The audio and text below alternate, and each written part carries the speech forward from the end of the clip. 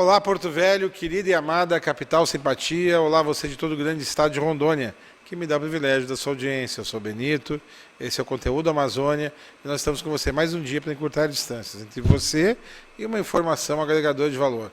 E para começarmos bem, aonde você estiver, como é de praxe, evoco agora aqui e aí, sobre todos nós, as bênçãos e a presença de Deus. Que o grande arquiteto do universo sempre nos dê mais justiça, paz, perfeição, luz, força e beleza em tudo que fazemos.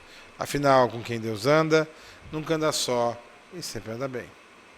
Sem mais delongas, o programa hoje promete ser polêmico. Peronomútil, né? Mas assim, nunca não é. Aí não tem jeito. Alô, Alex. Você tá bom, mano, velho? O homem do painel político, comentários ácidos, informação em primeira mão. Assim é o painel político. A gente vem trabalhando aí já há esse tempo, né? Eu mesmo eu leio todo dia, até porque você me marca, né? Aí eu já sei que entrou, eu leio. E ali eu vejo, ouço cada barbaridade ali, mas não que você escreva. Né? Você tem umas posturas bem diferentes de mim, a gente chama filosoficamente na política, mas o que eu fico sabendo das coisas, assim, às vezes eu me irrito muito, porque só chega em você, usando até uma analogia à região, se a fumaça a fogo. Na verdade, a gente falar em fumaça, o clima tá horrível em Porto Velho nos últimos meses, né, nas últimas semanas, e nesses últimos dias agravou aí a situação. Eu saí de casa bem cedo e tenho percebido aquele fumaceiro, rapaz, tá horroroso isso. Eu acho que falta um pouco de consciência por parte das pessoas e principalmente falta fiscalização. Esses dias eu fotografei um fogaréu do lado do Civan. O Civan foi investido bilhões naquele sistema ali, que é o sistema de vigilância da Amazônia, que é exatamente para poder coibir esse tipo de ação, que são as queimadas, né? Mas, assim, não está funcionando, a gente não vê uma ação por parte dos órgãos fiscalizadores. Está uma situação extremamente grave, né? Aliás, o Brasil inteiro passa por esse problema hoje, que é a falta de servidores públicos, né? A gente tem uma deficiência enorme, principalmente nas instituições, nas agências de controle. Tu sabe de quanto é esse número? Aproximadamente 66% de defasagem, porque se precisaria ter. É verdade. O Brasil passa, sim, a gente tem uma crise, apesar de ter uns gastos públicos elevados, nós temos uma deficiência imensa no setor de serviço público. Isso em âmbito federal, estadual e municipal. Os que tem não são suficientes para suprir a demanda, a população cresce absurdamente, os serviços crescem, né? Com essa demanda, com esse aumento de população, existe um aumento de demanda, e você não vê a máquina pública acompanhar isso. Ela não é moderna e também não é eficiente, né? É um elefante, um hipopótamo ali que anda se arrastando praticamente. Isso é ruim, né? Isso é péssimo, na verdade, porque isso também atrapalha o sistema de arrecadação, que não funciona exatamente por falta desses mecanismos de controle. Então, assim, o Brasil, por mais que se gaste muito, que tem essa discussão, né, eu acho que e isso é um ponto que tem que ser questionado no futuro, possivelmente após uma reforma administrativa, a valorização do servidor público, eu acho de extrema importância, principalmente o pessoal de educação e saúde, né, e as agências de fiscalização, que elas são, assim, que deveriam ser funcionais exatamente por isso, porque elas colaboram com o aumento da arrecadação, né? Quando você tem, por exemplo, uma queimada desenfreada como a gente tem hoje, se existisse mecanismos tanto fiscalizatórios quanto executórios, ou seja, aplica-se uma multa dentro do razoável e faça com que a pessoa pague essa multa, porque hoje o IBAMA, por exemplo, aplica uma multa lá de 10 milhões de reais num lote de 50 hectares. O cara, o dono do lote, ele não tem como pagar essa multa, né? Então ele já fica inadimplente, qualquer tipo de financiamento ele não consegue e também não paga a multa, e também não perde o lote, né? Então essas incoerências que existem no Brasil, que prejudicam a máquina pública, e a gente termina tendo isso, né? O caos, né? A gente faz de conta que tem fiscalização, faz de conta que arrecada, mas de concreto mesmo só os gastos que não tem retorno. Tá, deixa eu chamar minha vinheta, que a gente não chamou ainda, né? 5 segundos também a vinheta. Aí vamos continuar essa linha. Porque o pior também, o municipal também não faz a parte dele, né, cara? Nem município, nem estado, nem União. Ninguém faz. Ninguém faz. Tá, deixa eu chamar a vinheta, senão a gente não conversa. Eu disse, vinheta.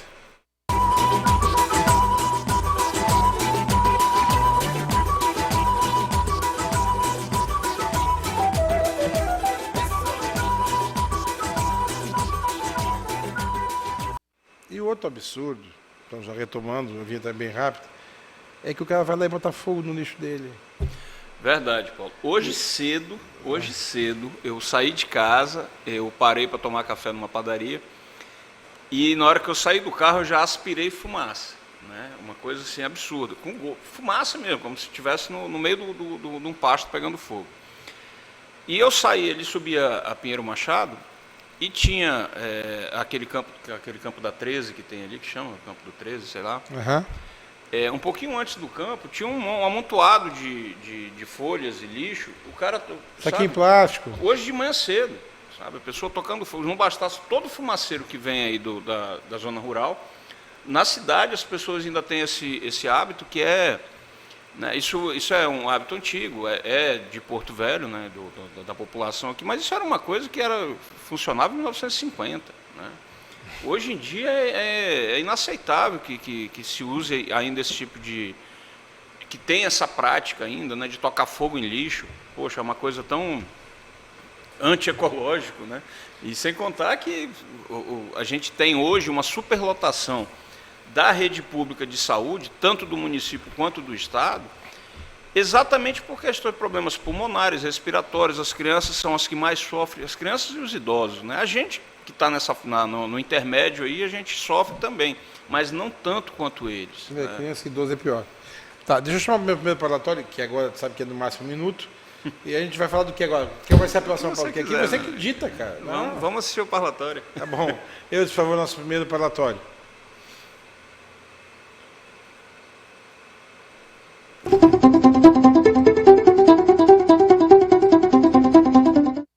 Com certeza, é o projeto nosso finalizar essa obra no máximo até setembro, outubro, para inaugurar.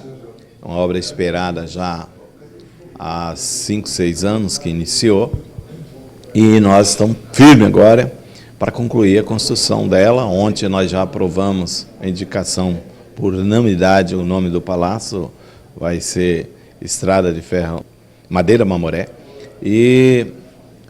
E o projeto é esse, é terminar, mudar para o novo prédio, dar uma condições melhor para os nossos servidores, para os nossos deputados e o povo que vem está acompanhando os projetos que estão debatendo, discutindo nesta casa.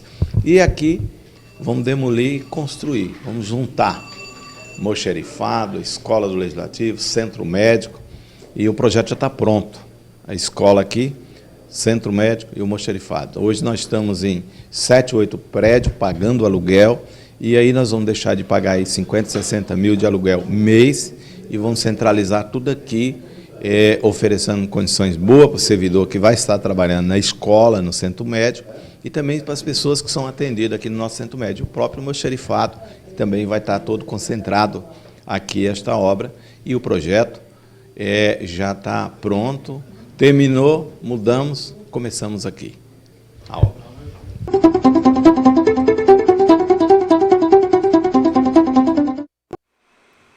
Olá, bom. Você comenta. Os deputados estão se comportando direitinho? Em relação ao novo prédio da Assembleia, eu acho extremamente importante que termine. Eu sou contra e continuo sendo contra, mas agora é tarde,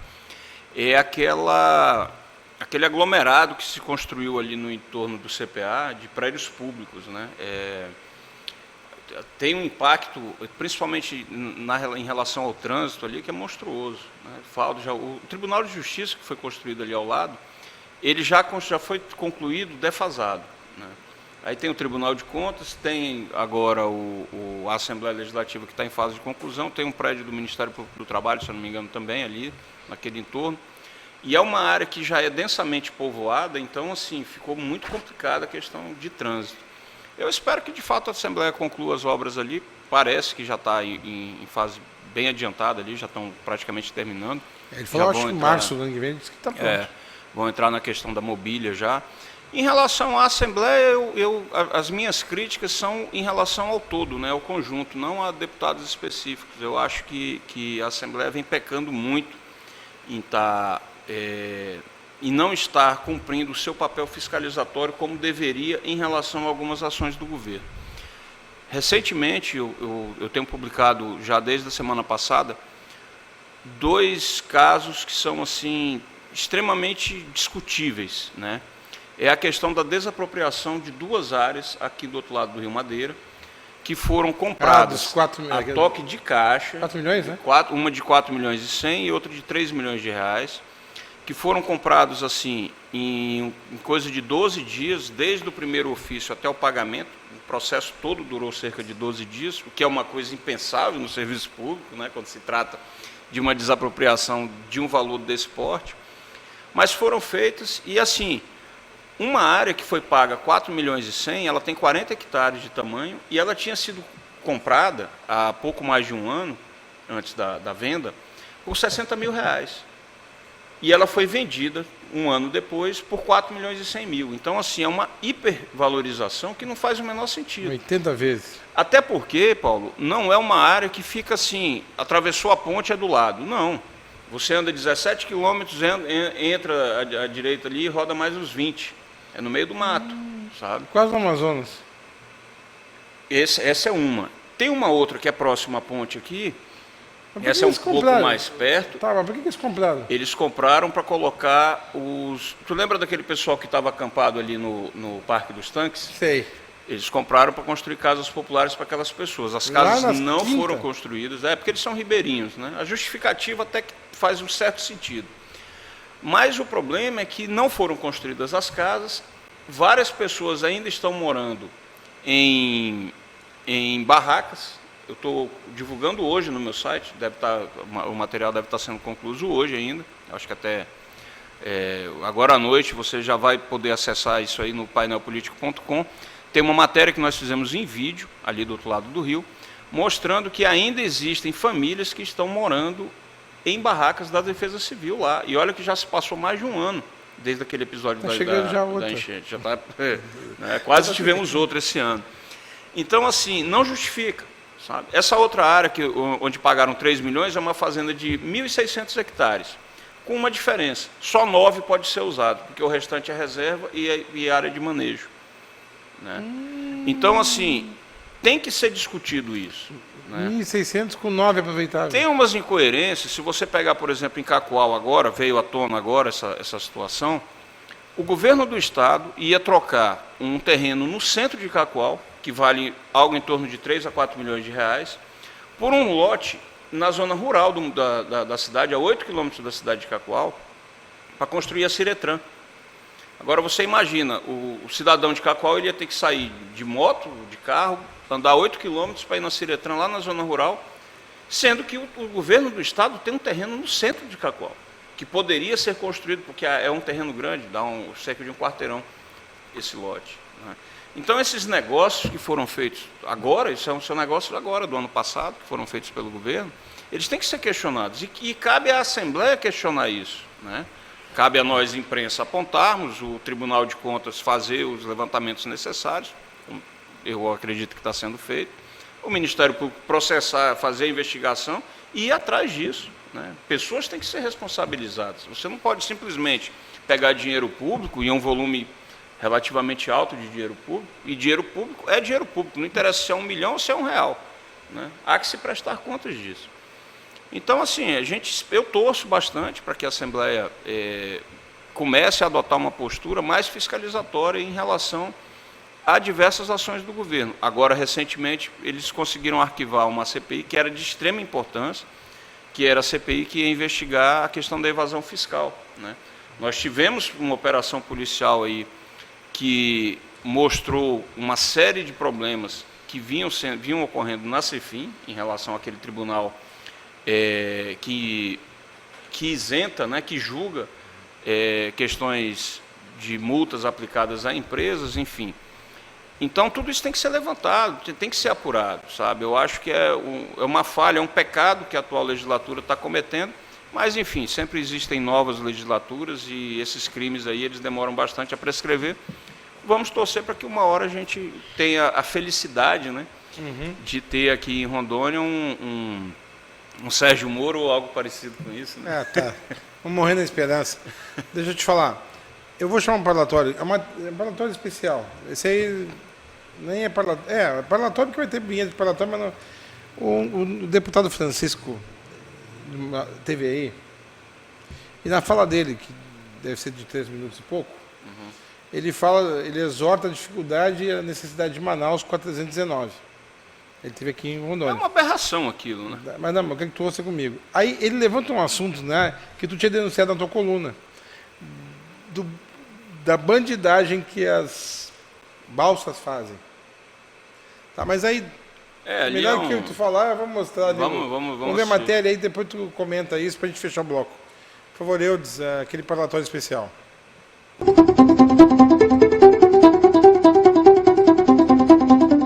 A BR-319 é para Rondônia algo tão especial, e para nós do Amazonas, Roraima, ou seja, para o norte aqui, eu considero Rondônia como a sala de visita para o nosso futuro, o nosso desenvolvimento, ou a porta de saída. Por quê? A BR-319 há muitos anos está com discurso e o pior, problema ambiental e tudo isto que a ex-ministra Marina foi muito cruel contra isso, mas nós já quebramos isso. E eu falo com ênfase porque foi de Rondônia. Há um senador em Rondônia, inclusive o apoio do governador, deputados federais de Rondônia, que já comprovaram isso no Congresso Nacional, em qualquer canto, dizendo que a BR-319 não precisa de licença ambiental. Por quê? Não é uma nova estrada, é uma reconstrução, é uma recuperação, porque ela já existe há muitos anos. Então, nós estamos no Amazonas com a mesma ansiedade, o mesmo desejo, assim como Rondônia sonha, e o senhor acabou de dizer em off, sonha poder pegar um carro aqui e chegar em Manaus, como chegar em Boa Vista, Roraima, entrar na Venezuela, nós sonhamos com isso, nós dependemos. Só tem um exemplo, e isto é fato real. Um container da Coca-Cola, por exemplo, a Recofarma, eu conversando domingo com um dos diretores, ele dizendo, gastam 9 dias para chegar em Rondônia. Seria em um dia. Só para vocês terem uma ideia, eu estou dando só um exemplo. Quer dizer, é mais fácil o Amazonas, o Distrito Industrial, colocar um produto lá em Caracas, entendeu? Do que aqui em Rondônia, que é vizinho. Então a BR-319 para nós será a nossa emancipação econômica, social e política. Nós precisamos de Rondônia, precisamos da Assembleia Legislativa de Rondônia, precisamos dos políticos, nós precisamos da força política, da representatividade política e do amor dos senhores que moram nesse estado tão maravilhoso, né, estrategicamente, geograficamente aqui, os senhores aqui é a nossa entrada e ao mesmo tempo tem a força para nos chamar. A BR-319 tem que sair. O Exército Brasileiro está pronto para fazer. O último encontro que eu tive com o general Paulo Sérgio, que ele dirige a 12ª Região Militar, ele falou em sigilo para nós, dizendo o seguinte, a ansiedade que o Exército tem, até porque para ele será um ponto de honra construir essa estrada. Recurso temos. Por que não sai? O poder econômico, principalmente do transporte fluvial, há mais de 30 anos impede isso. Então estou aqui acompanhando os deputados de Santa Catarina pelo Pacto Federativo, mas eu não posso perder a oportunidade. E a oportunidade que a imprensa dá, que eu quero agradecer ao Senhor, de dizer, a BR-319 é nossa. A BR-319 será a nossa emancipação, a nossa liberdade, será o futuro de Roraima, o futuro do Amazonas e o futuro de Rondônia. Nós precisamos entrar e sair. Nós precisamos, imagine para o turismo do Brasil, imagine para o turismo desse estado, para o turismo do Amazonas, para Roraima. Falar da BR-319 é falar de desenvolvimento, falar de qualidade de vida, falar de crescimento. Falamos tanto em desenvolvimento sustentável, está aí, a BR-319 é a resposta. Nós precisamos brigar por ela. Nós precisamos dizer para o mundo que a BR-319 tem que sair.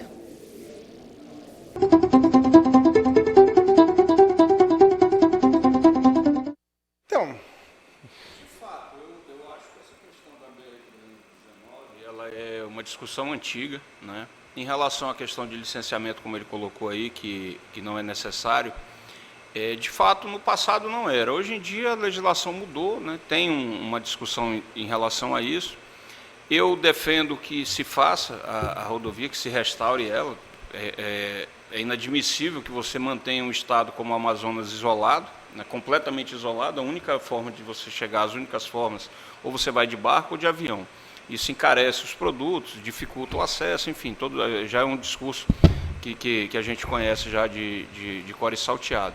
Mas eu acho que tão importante quanto a abertura da estrada é fazer, de fato, que ela seja também uma coisa que não prejudique, né?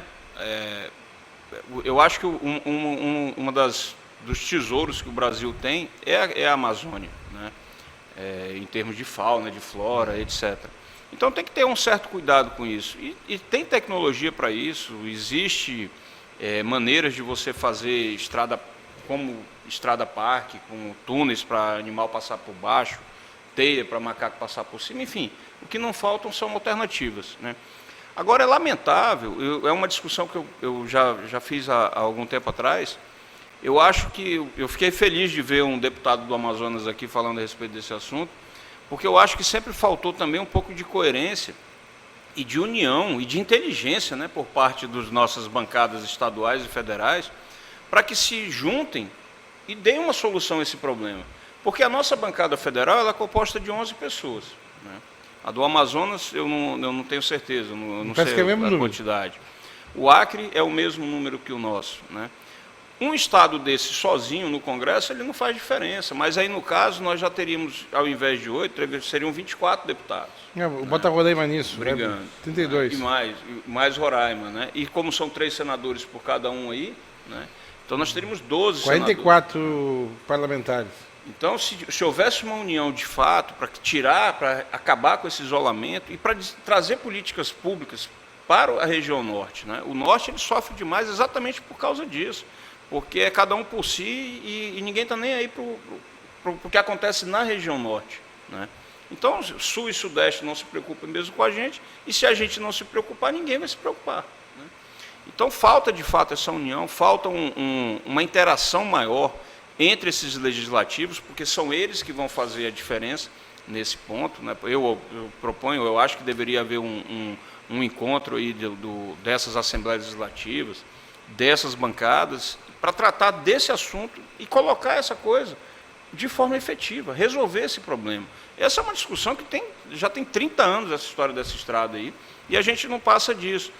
Não é uma estrada que vai aumentar, acelerar ou reduzir o desenvolvimento. O desenvolvimento está acontecendo. Tem uma comunidade aqui no Amazonas, chama 180, que é chamado, que tem fazenda, tem um monte de gente que mora ali já. As pessoas vão para lá, tanto os amazonenses quanto os rondonienses, enfrentam as dificuldades da estrada. Isso é outra... aí a gente volta lá na que a gente estava falando no começo, a questão da fiscalização, né? Se houvesse uma estrada, se houvesse uma fiscalização efetiva, tanto no transporte de madeira quanto no transporte de animais, nós teríamos sim uma máquina arrecadatória, tanto para o estado do Amazonas quanto para o estado de Rondônia, que seria eficaz e nós teríamos um controle dessa rodovia, né?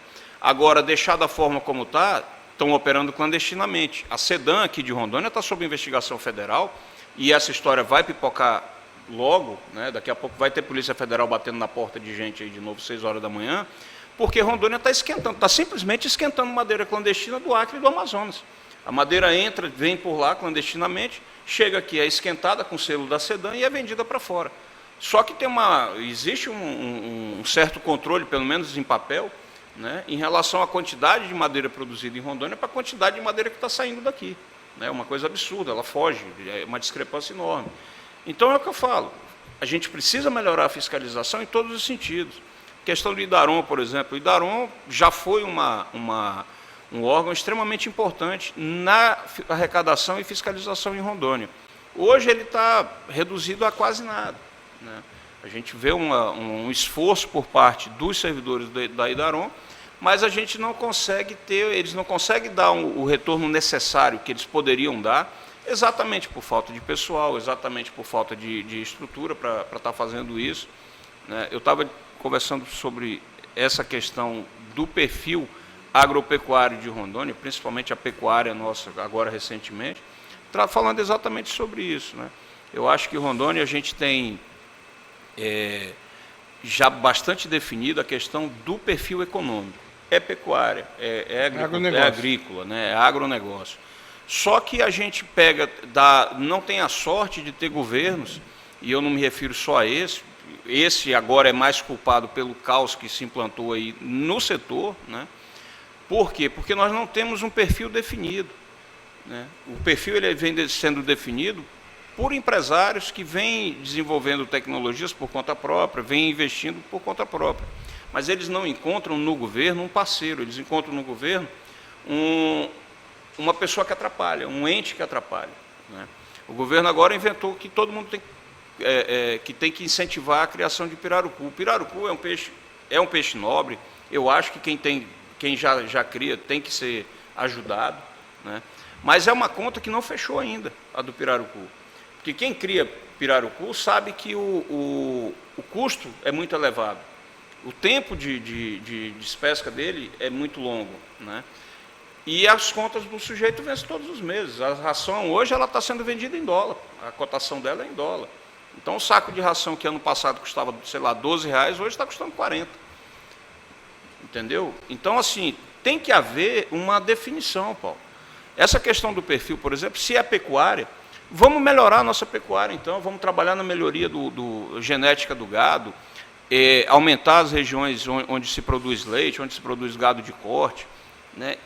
Trazer novas raças, buscar melhorias para isso, e isso o governo podia estar fazendo, ao invés de estar perdendo tempo aí, uma hora muda o secretário das sedes, um quer criar peixe, o outro quer plantar algodão, o outro acha que a gente tem que plantar café, e vai nessa confusão e a gente não consegue fazer absolutamente nada. Se você puxar pela memória recente aí, nós tivemos o Raup que dizia que tinha que plantar feijão, o Piana queria plantar algodão, né? O Bianco não plantou nada, mas também, pelo menos a parte administrativa do Estado, ele conseguiu fazer funcionar.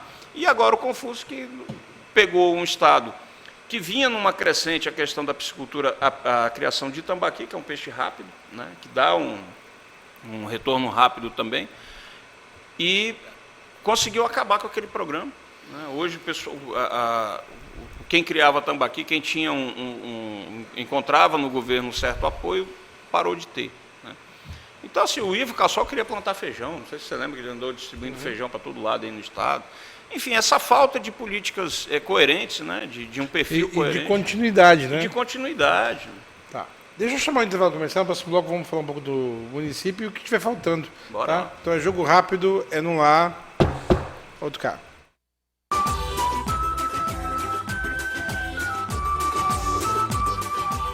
Desfrute do poder da automação residencial.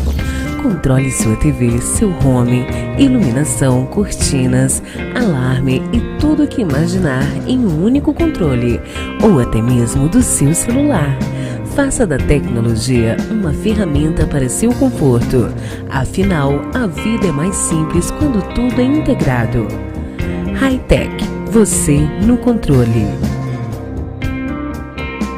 Cubra sua casa com beleza e tecnologia. Cubra com as telhas de concreto Casa Fácil Tecron. As telhas de concreto Tecron têm mais resistência, baixa manutenção e menor custo-benefício por metro quadrado. Para garantir segurança, durabilidade e um ótimo acabamento, exige a excelência das telhas de concreto Tecron. Temos variedade em cores e preços especiais para revendedores. Telhas de concreto Casa Fácil Tecron. Tecnologia e beleza em um só produto.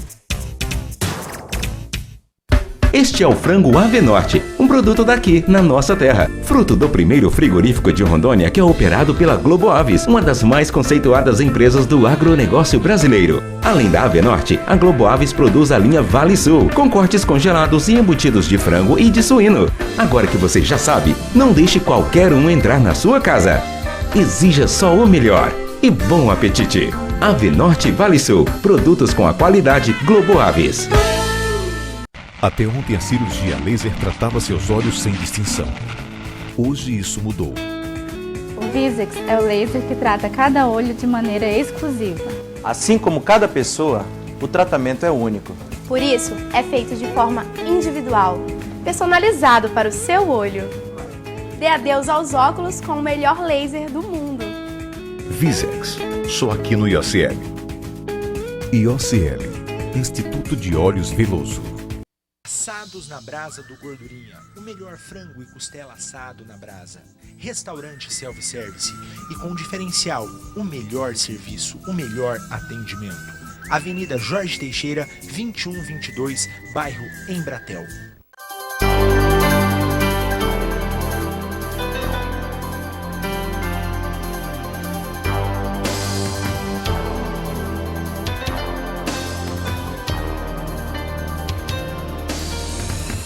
Vai sair para lanchar? Não esqueça de ir para o melhor lugar, Sandubas Lanches. Aproveite essas promoções. X-salada especial R$7. Combo com um X-salada especial mais refrigerante pequeno mais batata, apenas R$14. Sandubas Lanches oferece também parque infantil, bebidas de todos os tipos, pizzas, sorvetes, pratos executivos e o tradicional açaí na tigela. Disque Sandubas 3221-8646. Campos Sales, bem no centro da cidade, e na Avenida Rio Madeira, em frente ao shopping.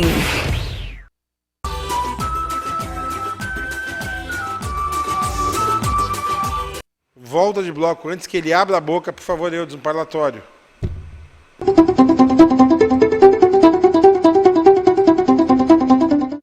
Hoje nós estamos na Comissão de Educação e também da Agricultura, uma comissão em conjunto. Aí eu faço parte das duas comissões, sou vice-presidente, representei hoje a Agricultura e também a Educação. E foi um projeto muito importante sobre família agrícola. Vai ser instalado ali em Candeia do Jamarim, compensações com as usinas, e para nós é um projeto super importante. Nós estamos agora viajando junto com uma comissão na Bahia para conhecer esse projeto que já está funcionando lá, e eu tenho certeza que vai ser um projeto muito importante aqui para o estado de Rondônia.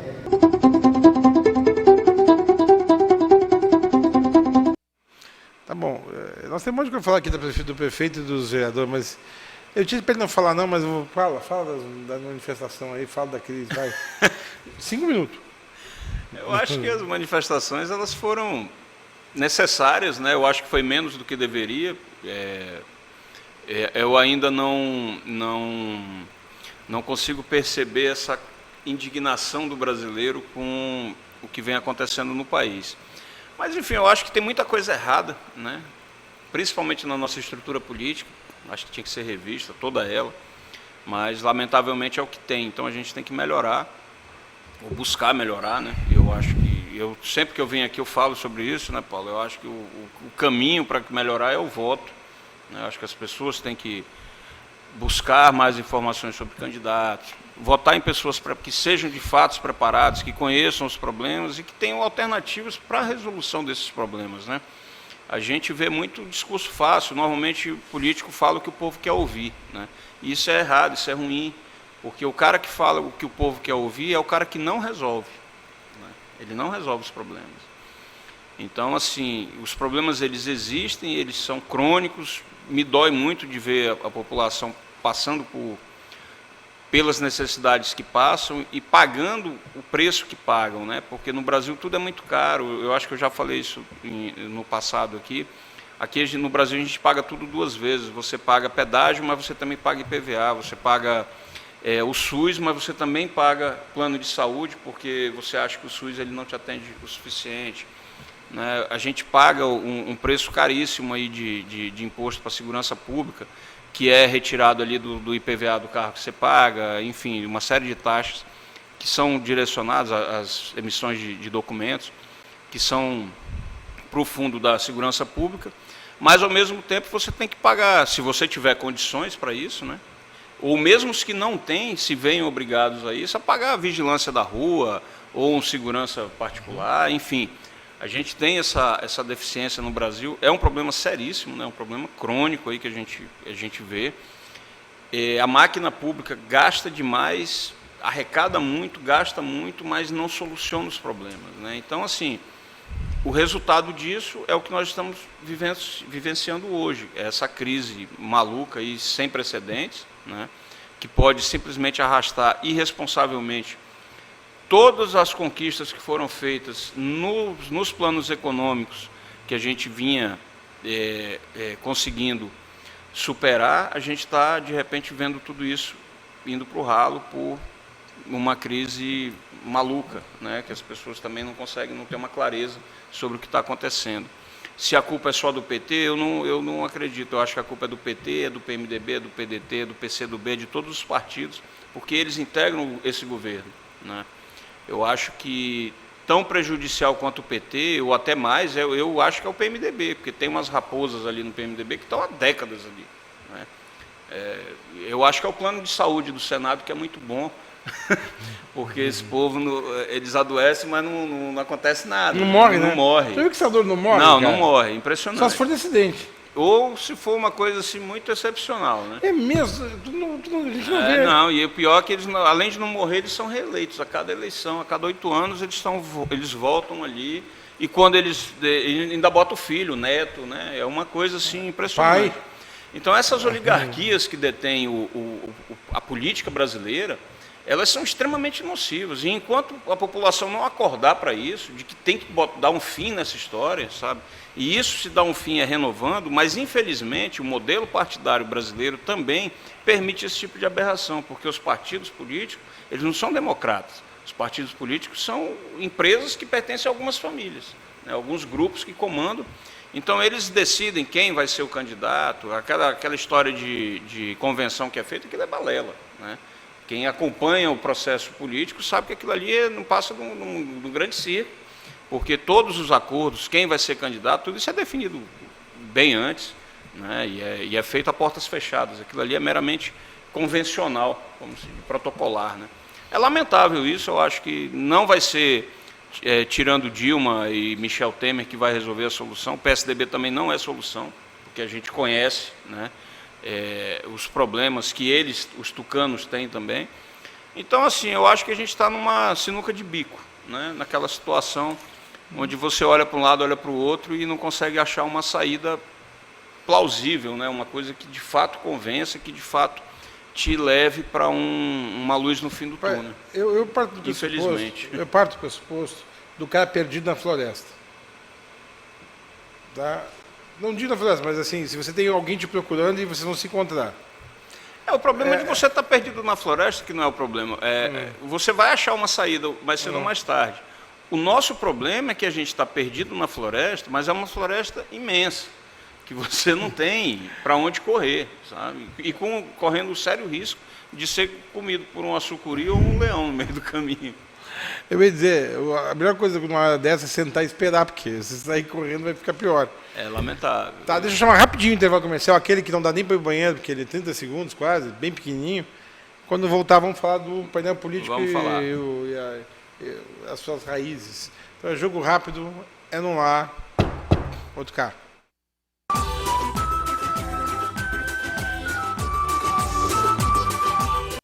Cubra sua casa com beleza e tecnologia. Cubra com as telhas de concreto Casa Fácil Tecron. As telhas de concreto Tecron têm mais resistência, baixa manutenção e menor custo-benefício por metro quadrado. Para garantir segurança, durabilidade e um ótimo acabamento, exija a excelência das telhas de concreto Tecron. Temos variedade em cores e preços especiais para revendedores. Telhas de concreto Casa Fácil Tecron. Tecnologia e beleza em um só produto.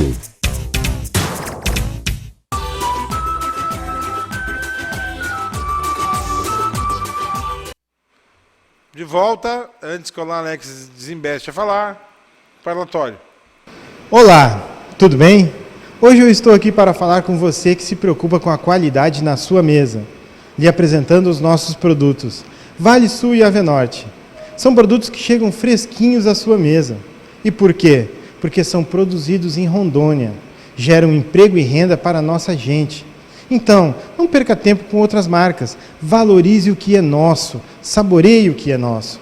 Avenorte e Vale Sul, 2 marcas da Globo Aves, que você encontra no supermercado perto de você. Aí lá, Alex. Pois é, se eu soubesse que eu ia vir no seu programa hoje, eu tinha cortado o cabelo. Meu cabelo tá... Não, só o teu e o meu, que eu acordo... Parecendo um capacete do Elvis. Então, bem-vindo ao time. Tá, segue, Então, painel político, vou fazer propaganda do site, né? Pode fazer. 3 minutos e meio já. Eu acho que é olha aí, o site que tem um layout, como chama hoje, é um layout expansivo, né? Ele se adapta à tela que você abrir ele. Ele foi o primeiro aqui a se adaptar para a versão mobile, inclusive todo ele é feito para dispositivos móveis, né? Você consegue acessar ele muito tranquilamente no seu celular, tablet, smartphone, enfim. A gente está aí, né, Paulo, há 5, 6 anos no ar. Né? Tamo junto, cara. Tu começou o painel, eu comecei... Exatamente. Começou em que mês? Maio. Eu comecei em abril, começamos juntos. Comecei com a coluna Painel Político no Rondônia ao Vivo, né? O Paulo Andreoli, um abraço aí para o meu amigo Paulão.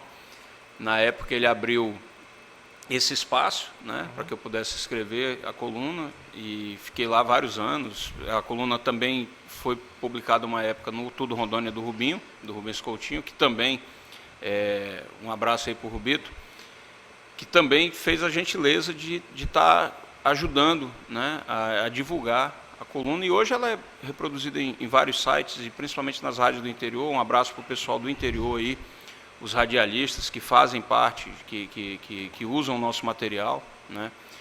Um abraço também para os nossos grupos de WhatsApp. Hoje a gente tem 11 grupos de WhatsApp do painel político.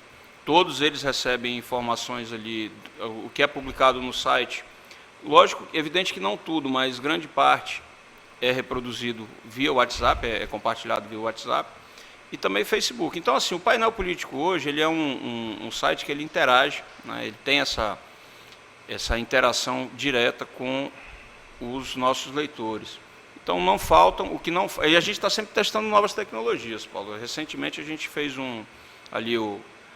se você também tiver aí algum vídeo, está passando na rua, vê alguma coisa que te indigna, né? Cano quebrado, enfim, qualquer situação ali, o carro estacionado em cima de calçada, enfim, pode mandar o vídeo para a gente ali, que a gente está publicando, a gente divulga esses vídeos, né? É importante que a pessoa, lógico, diga que o vídeo é dela, porque não vale o vídeo dos outros, né? Questões de direito ali, de direito autoral, enfim.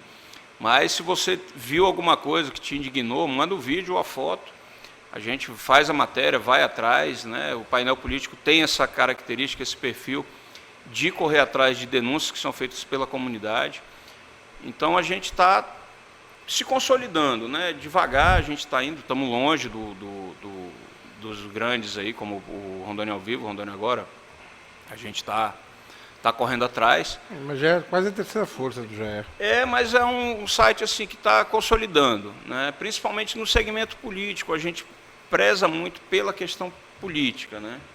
E o noticiário político, econômico e judiciário, né? A gente também tem muita notícia de universo jurídico. Então, assim, é interessante. Um abraço também para os nossos anunciantes ali, né? O pessoal que dá essa força para a gente. Eu acho que tão importante quanto quem anuncia com a gente é o pessoal que compartilha o nosso material nas redes sociais, e hoje ele é bem compartilhado. Então, assim, quando você vê alguma notícia do painel político, dá uma compartilhada aí, que é para aumentar a audiência, né? Então, um grande abraço para todo mundo que faz parte, para o pessoal que faz parte da equipe também, que trabalha lá comigo, lá no escritório, né? Eu acho que isso aí é muito importante, e agradecer para você, né, Tamo junto. De estar sempre aí abrindo esse espaço para a gente. Você e o Andeoli, cara, são bem-vindos aqui sempre, só que o Andeoli não vem. Aí eu ligo para mas tu vem, pô. O Paulo anda muito ocupado ultimamente. Tá bom, deu aí tudo que tinha que dar, todo final da tarde, o comecinho da noite tá aí Tá a coluna, né? Coluna. 6h30, mais ou menos, entre 5 e 6h30 a gente está publicando, às vezes um pouco mais cedo, às vezes um pouco mais tarde, depende do dia e do assunto. Tá, tchau, cara. Tchau. Legal, viu como eu gosto de passar rapidinho? É, rapidinho. Tá? Felicidade pra você, continue firme, precisando de alguma coisa, você liga, tá bom? Na hora. E depois você me bota no WhatsApp, porque aí com você eu vou ficar com o WhatsApp, eu não tenho. Eu tenho agora, depois de anos. Tá, deu, vou chamar pra terminar o programa, nada, eu vou dar uma mensagem. Rapaz, eu vou citar o Edmund Burke para você, que é jornalista inglês, que é um cara coerente, que ele dizia assim... Grande figura. Para que o mal prevaleça, basta que os homens de bem cruzem os braços. Verdade. Na verdade, nós da imprensa temos uma missão que, às vezes, quando bem entendida, pode construir um mundo melhor. Então, isso é homenagem para essas palavras. E dizendo para você que está em casa, aquilo que eu digo todo dia, seja exemplo, meu filho, dê exemplo, comece por casa. Com essas boas palavras, concluo o programa de hoje pedindo que Deus, o grande arquiteto do universo, continue descobrindo a todos com sua luz, sua vida, seu amor. E eu te conto aqui com certeza no próximo programa. Foi um privilégio ter estado com vocês. Até lá.